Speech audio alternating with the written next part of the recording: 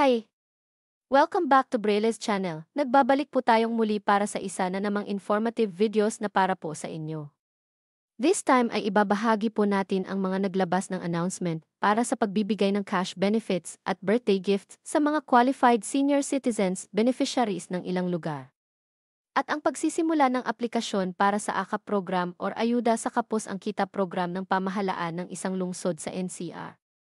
Kung saan ang mga ito ay yan po ang ating ibabahagi sa inyo. But before po tayo mag-start sa ating topic, kung bago ka pa lang sa aking channel, please do kindly subscribe, like, and share na din sa ating mga kaibigan, kaanak o kapwa po natin pensioners at please do share na din sa ating mga social media accounts para mas marami pa ang makaalam.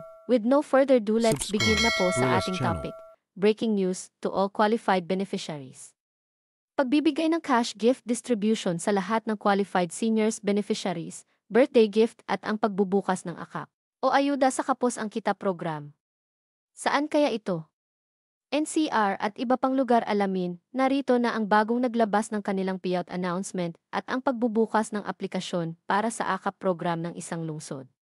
Umpisahan po muna natin sa pagbibigay ng cash benefits sa lahat ng centenarian beneficiaries ng isang lugar. Ang probinsya ng Zamboanga City ay naglabas na ng kanilang payout schedule para sa pagbibigay ng octogenarian, nonagenarian at centenarian cash benefits. Magsisimula na po ang inyong payout this April 9 para sa municipality ng Dumingag, Midsalip, Sominot, Mahayag at Josefina. On April 10 naman nakaschedule ang municipality ng Gipos, San Miguel, Lapuyan, Margo sa Tubig, Dinas, Dimataling, Pitogo at Tabina. At sa April 11 naman nakaschedule ang municipality ng Aurora, Labangan, Lakewood at Tukuran.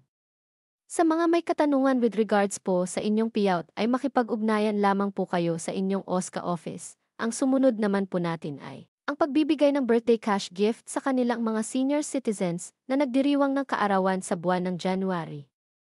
Ang lungsod ng Pasay City ay kasalukuyan ng namamahagi ng kanilang pa-birthday gift sa kanilang mga nasasakupan na senior citizens na kapagsimula na po sila noong March 26 hanggang March 28. Bukas March 31 ay magpapatuloy muli ang pamimigay ng birthday cash gift para sa Barangay 1 hanggang Barangay 59. On April 2 and 3, nakaschedule na ang Barangay 60 hanggang sa Barangay 119. On April 4 at 7 naman nakaschedule ang Barangay 120 hanggang sa Barangay 171.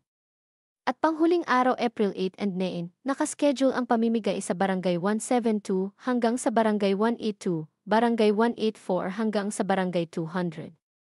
Yan po ay gaganapin sa inyong OSCA office na mag-start ng 8 to 4 ng hapon. At ang panghuling naglabas ng announcement ay sa lungsod ng Navotas City. Alam niyo po ba na naglabas na po ng announcement ang pamahalaang Navotas para sa lahat ng residente na kapos ang kinikita o hindi sapat? Dahil pwede na po tayong mag-apply ng tulong pinansyal through the AKAP program o Ayuda sa Kapos ang Kita program ng DSWD. Halos 1,500 beneficiaries ang pwedeng mapagkalooban ng tulong pinansyal basta't qualified po kayo. At wala pang natatanggap na tulong pinansyal ay maaari po kayong mag-apply through sa link na makikita nyo sa inyong screen or pwede po kayo magsadya sa Navotas Facebook page para sa kumpletong detalye. Ang lahat ng aplikante ay dadaan sa screening process at evaluation process ng DSWD at ang lahat ng mapipili ay ipopost po sa Navoteño Ako Facebook page. Para sa iba pang detalye ay magsadya o magtanong po tayo sa inyong mga barangay o sa mismong LGU. That's it. Sa ngayon ay ito pa lamang ang mga naglabas ng kanilang announcement. Manatili lang po tayong nakatutok sa aking channel para sa mga latest payout updates at iba pang informative videos na para po sa inyo. Marami pong salamat and God bless everyone.